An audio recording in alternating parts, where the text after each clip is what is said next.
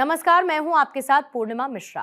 हमारे खास प्रोग्राम क्या कहते हैं नरेंद्र मोदी में आज आपको सुनवाएंगे पीएम मोदी का वो ऐतिहासिक भाषण जो उन्होंने 25 फरवरी 2024 को गुजरात के द्वारका में दिया।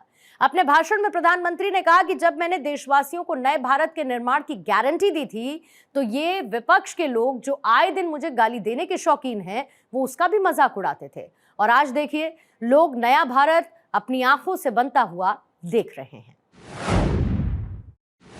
साथियों, आज मुझे सुदर्शन सेतु के लोकार्पण का भी सौभाग्य मिला है। 6 साल पहले मुझे इस सेतु के शिलान्यास का अवसर मिला था। ये सेतु ओखा को बेट द्वारका द्वीप से जोड़ेगा। ये सेतु द्वारकाधीश के दर्शन भी आसान बनाएगा और यहां की दिव्यता को भी 4 चांद लगा देगा। जिसका सपना देखा, जिसकी आधारशिला रखी, उसको पूरा किया, यही ईश्वर रूपी जनता जनार्दन के सेवक मोदी की गारंटी है। सुदर्शन सेतु सिर्फ एक सुविधा भर नहीं है, बल्कि ये इंजीनियरिंग का भी कमाल है। और मैं तो चाहूंगा इंजीनियरिंग के, स्ट्रक्चरल इंजीनियरिंग के विद्यार्थी आकर के इस सुदर्शन सेतु का अध्ययन करें। ये भारत का अब तक का सबसे लंबा केबल आधारित ब्रिज है। मैं सभी देशवासियों को इस आधुनिक और विराट सेतु के लिए बहुत बहुत बधाई देता हूं। साथियों, आज जब मैं सुदर्शन सेतु को देख रहा तो कितनी ही पुरानी बातें भी याद आ रही है। पहले द्वारका और बेट द्वारका के लोगों को, श्रद्धालुओं को फेरी बोट पर निर्भर रहना पड़ता था। पहले समंदर और फिर सड़क से लंबा सफर करना पड़ता था। यात्रियों को परेशानी होती थी और अक्सर समंदर की ऊंची लहरों के कारण कभी कभी बोट सेवा बंद भी हो जाती थी। इससे श्रद्धालुओं को बहुत परेशानी होती थी। जब मैं मुख्यमंत्री था तो यहां के साथी जब भी मेरे पास आते थे तो ब्रिज की बात जरूर करते थे। और हमारे शिव हमारे पबूबा, उनका एक एजेंडा था कि ये काम मुझे करना है। आज मैं देख रहा हूं कि पबूबा सबसे ज्यादा खुश है।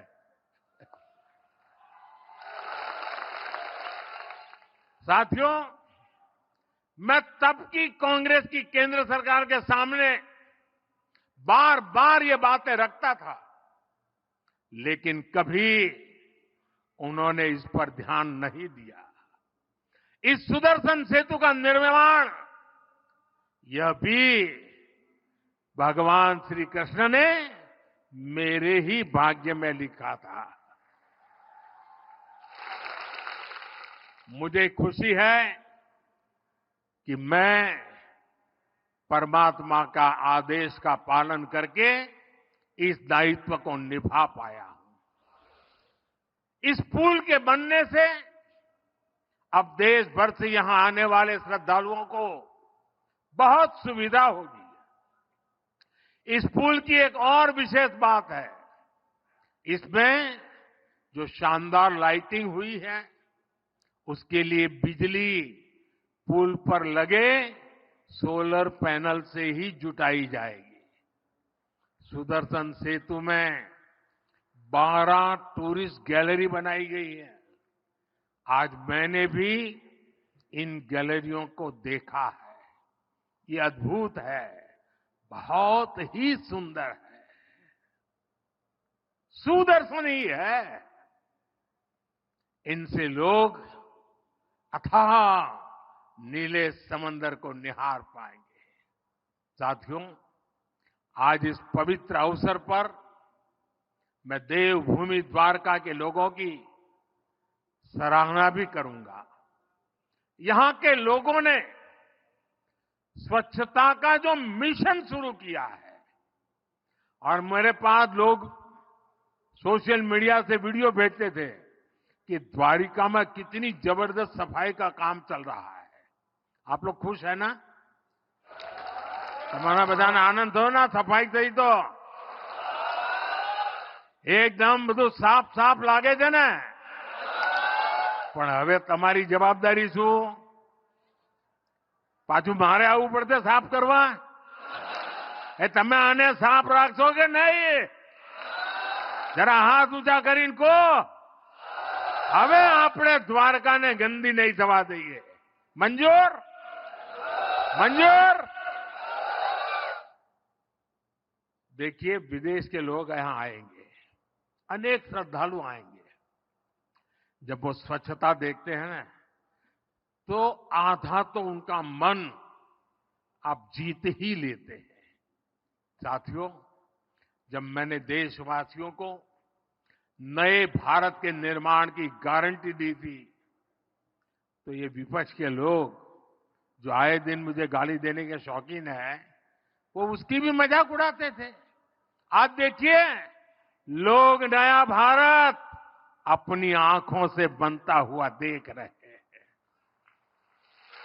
जिन्होंने लंबे समय तक देश पर शासन किया, उनके पास इच्छा शक्ति नहीं थी।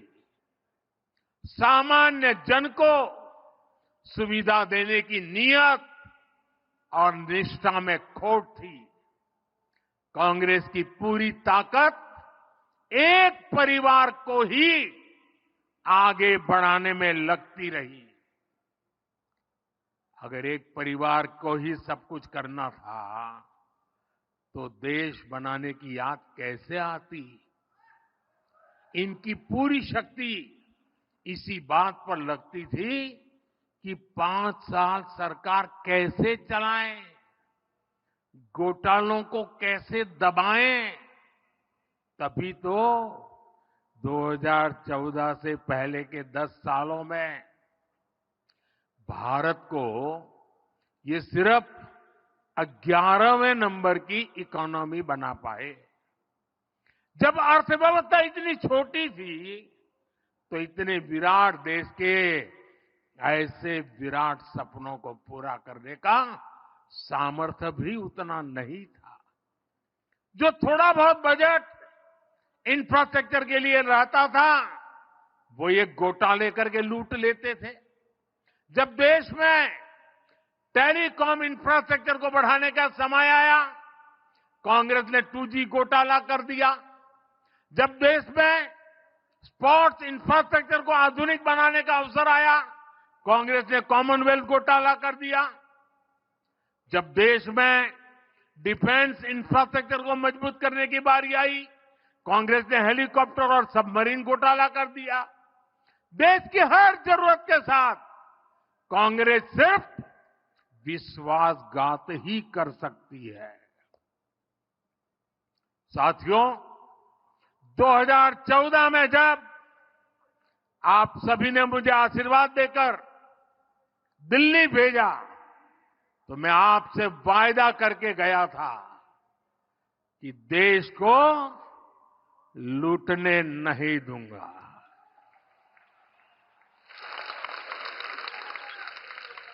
कांग्रेस के समय में जो हजारों करोड़ के घोटाले होते रहते थे, वो सब अब बंद हो चुके हैं।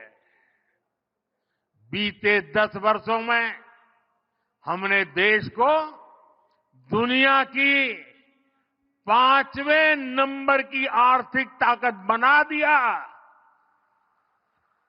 और इसका परिणाम आप पूरे देश में ऐसे नव्य, भव्य और दिव्य निर्माण कार्य देख रहे हैं। एक तरफ हमारे दिव्य तीर्थ स्थल आधुनिक स्वरूप में सामने आ रहे हैं, तो दूसरी तरफ मेगा प्रोजेक्ट से नए भारत की नई तस्वीर बन रही है। आज आप देश का ये सबसे लंबा केबल आधारित सेतु गुजरात में देख रहे हैं।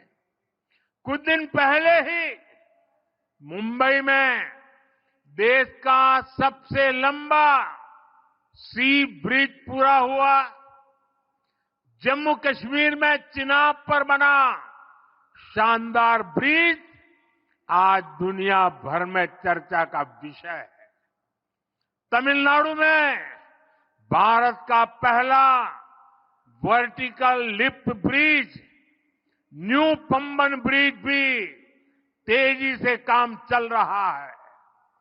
असम में भारत का सबसे लंबा नदी सेतु भी बीते 10 वर्ष में ही बना है।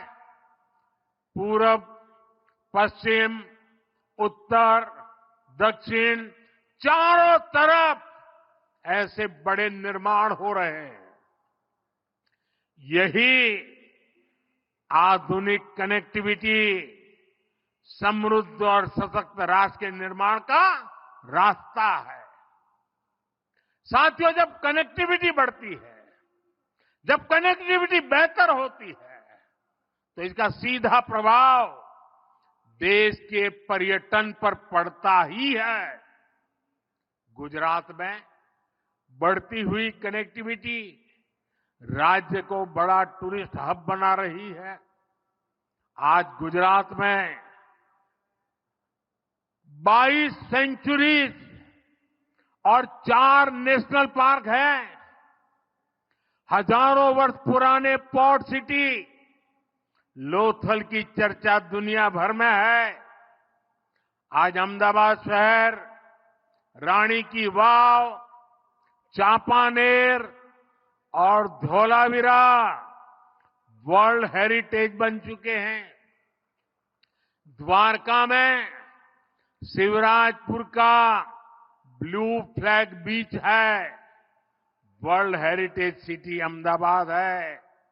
एशिया का सबसे लंबा रोपवे ये हमारे गिरनार पर्वत पर है। गिर वन, एशियाटिक लायन ये हमारे गिर के जंगलों में पाए जाते हैं। दुनिया की सबसे ऊंची प्रतिमा सरदार साहब की स्टैच्यू ऑफ यूनिटी गुजरात के एकता नगर में है। रणोत्सव में आज दुनिया भर के पर्यटकों का मेला लगता है। कच्छ का धोरडो गांव दुनिया के सर्वोत्तम पर्यटन गांवों में गिना जाता है।